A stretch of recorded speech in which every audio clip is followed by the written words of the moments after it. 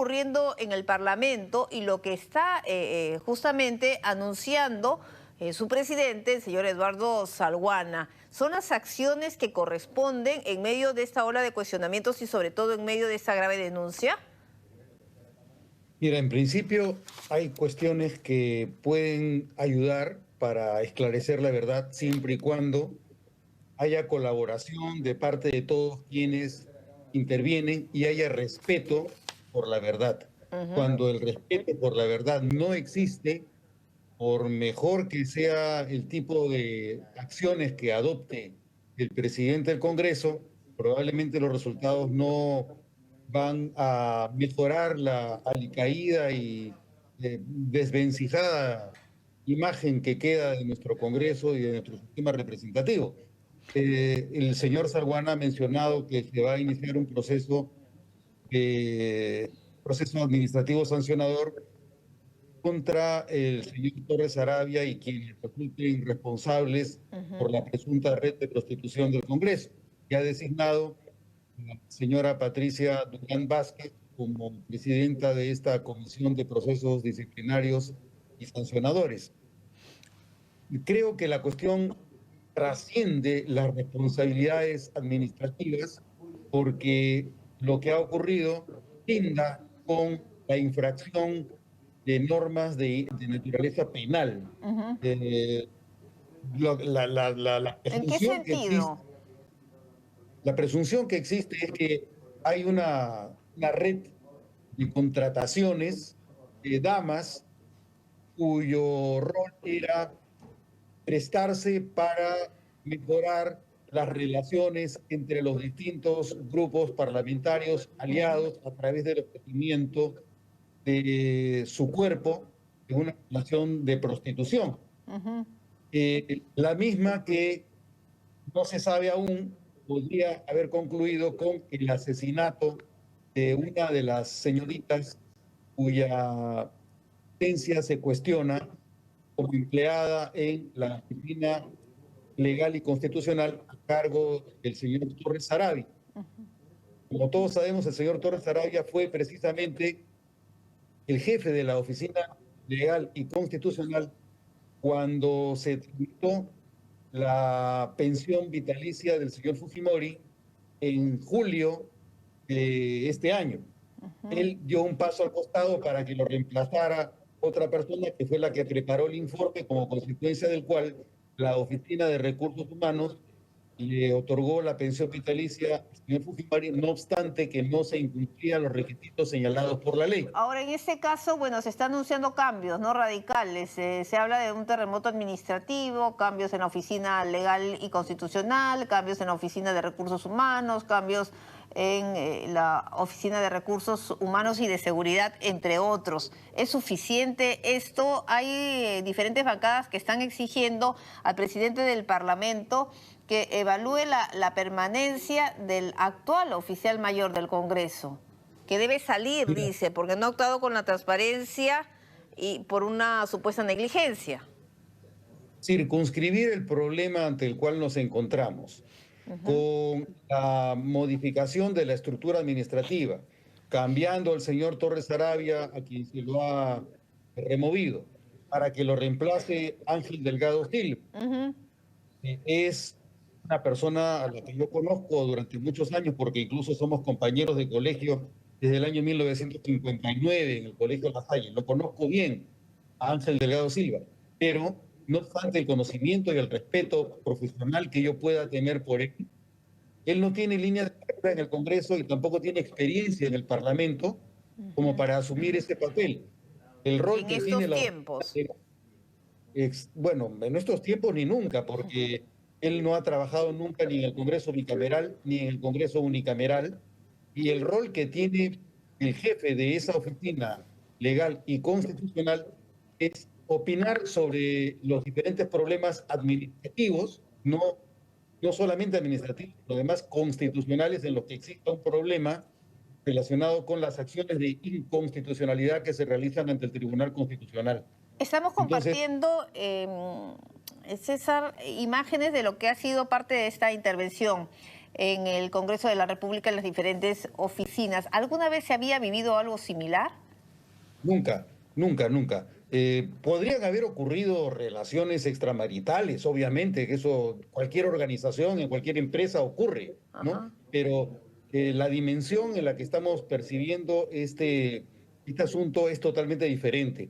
Yo te decía que no se puede circunscribir a la sola remoción del jefe de la Oficina Legal y Constitucional, sino que hay que ver el contexto en el cual se están realizando estas designaciones. Te decía que Ángel Delgado no tiene experiencia en procesos parlamentarios, no tiene línea de carrera dentro del Congreso, pero ese es un síntoma de un fenómeno mucho más grande.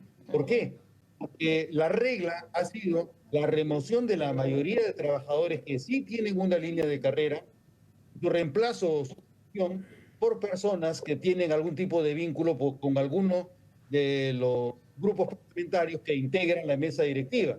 Son aproximadamente unos 40 cargos de altos funcionarios públicos que han sido designados independientemente de la línea o de la experiencia que tengan en las áreas en las cuales se lo han señalado como titular. Un caso concreto, el señor Dieter Columbus, por ejemplo, que ha sido congresista por Fuerza Popular, ahora es el titular de la biblioteca. Hay otros congresistas que son los jefes del fondo editorial o de la Oficina de Participación Ciudadana, congresistas que han sido de un partido político determinado. Como esos casos hay muchísimos más. Entonces, se sigue con lo mismo y además se anuncia que se va a evaluar la eliminación de la suspensión del estatuto del servicio parlamentario.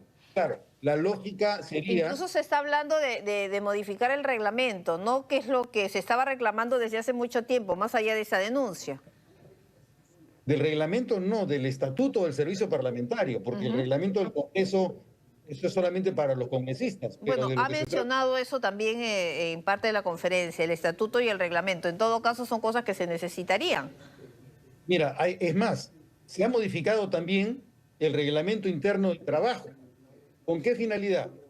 Con la finalidad de que un congresista, uno de los 130 congresistas, cuando concluya su mandato, pueda pasar por un proceso de revalorización de su puesto, de forma que cuando retorne al servicio parlamentario, cuente el beneficio de que que se transforme su estatus de servidor auxiliar a la posibilidad de que sea servidor profesional. Ese es el único caso. El caso del señor Wilson Soto. Eso ya lo modificó la mesa directiva.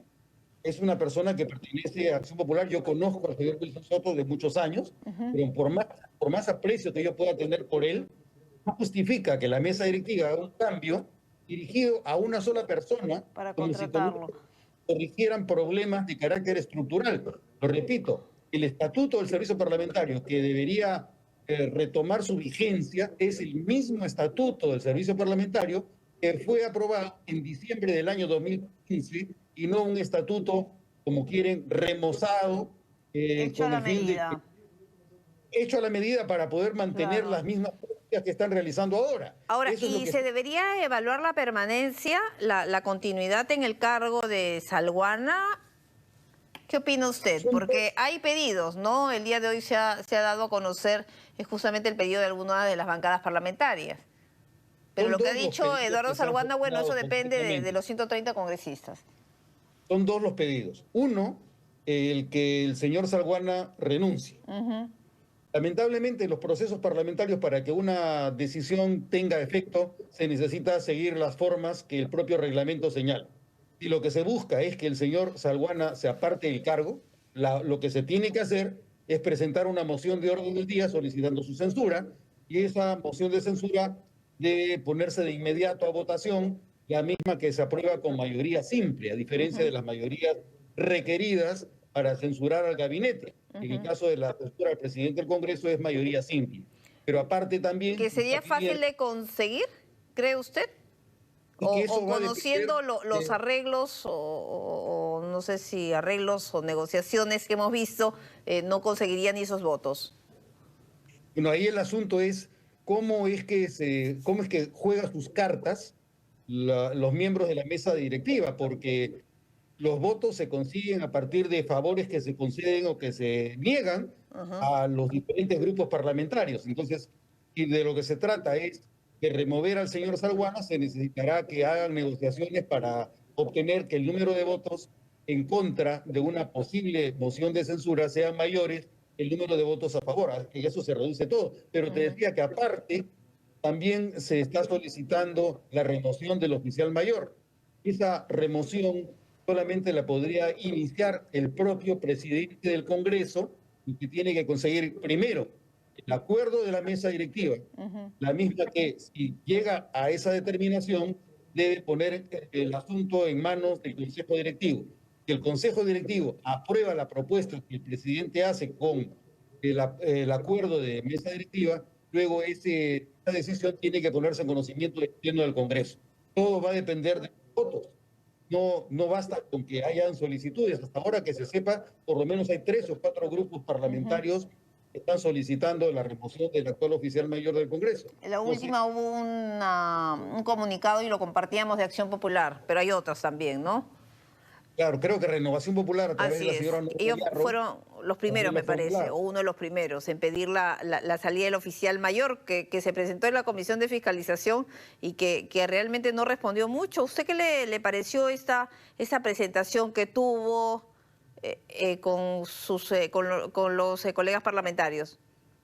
Mira, en principio lo normal es que tú tengas conciencia de quién te ha pedido que pongas como funcionario de determinada persona. Ujú. No es usual que uno se olvide tan fácilmente, en Claro. particular por la delicadeza de la materia y porque no se trata tampoco de cualquier nombramiento, se trata nada menos que del nombramiento de la Oficina Legal y Constitucional, donde el señor Torres Arabia primero fue designado, luego durante el periodo del señor Alejandro Soto, luego dio un paso al costado para sacar el informe con el caso de la pensión vitalicia del señor Fujimori, luego Ajá. se lo volvió a contratar. O sea, obviamente, ese es un caso que no se olvida con facilidad. Entonces, las presunciones que pueden elaborarse a partir de este hecho serían que el señor oficial mayor está protegiendo a alguien, encubriendo a alguien o inmolándose por alguien, y este alguien por quien se inmola lo está protegiendo a él. Ujú. Entonces, no Porque tiene el señor elementos de... Salguana también dijo, ¿no? Que no recordaba.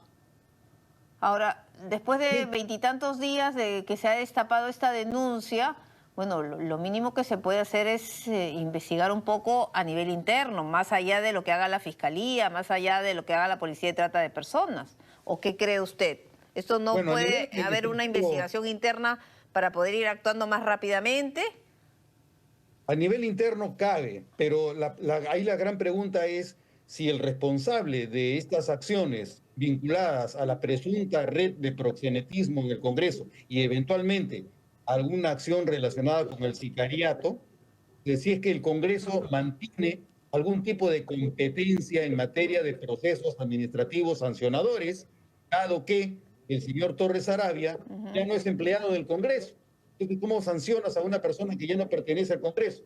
Puedes decir de manera formal, bueno, se lo sanciona con tantos días de suspensión o se lo sanciona con su remoción del cargo, pero si él ya Ujú. no está en el cargo, ¿cómo vas a suspender? ¿Cómo lo vas a remover? En realidad es una cuestión meramente declarativa la de haber designado a esta comisión de procesos disciplinarios sancionadores a cargo de la señora Patricia Durán Vázquez, ¿no? O Esta comisión ad hoc.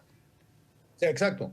Claro, que se anunció también con bombos y platillos, pero bueno, vamos a ver qué resulta. Es una situación bastante delicada. Usted ya señaló que nunca antes se había visto en la historia de nuestro Parlamento, pero ¿qué queda de aquí en adelante? Lo que queda es enmendar las acciones adoptadas y que quienes adopten esas acciones tengan el coraje de darse cuenta, de reconocer y de respetar un poco más la verdad, Ujú. porque la gente no se chupa el dedo y la gente tiene plena conciencia de que lo que está ocurriendo es insólito y vergonzoso. Por eso es que es necesario adoptar medidas drásticas y espero que los grupos parlamentarios que deben tomar una decisión sepan tomar la decisión que les corresponde con coraje y con valentía. Perfecto, señor César Delgado Guembes, ex oficial del Congreso de la República, a quien agradecemos por haber estado con nosotros en este primer programa del año, del 2025, aquí en Estación Central. Muy buenas noches, César. Muy buenas noches, hasta luego. Nos vamos a una pausa, volvemos con más.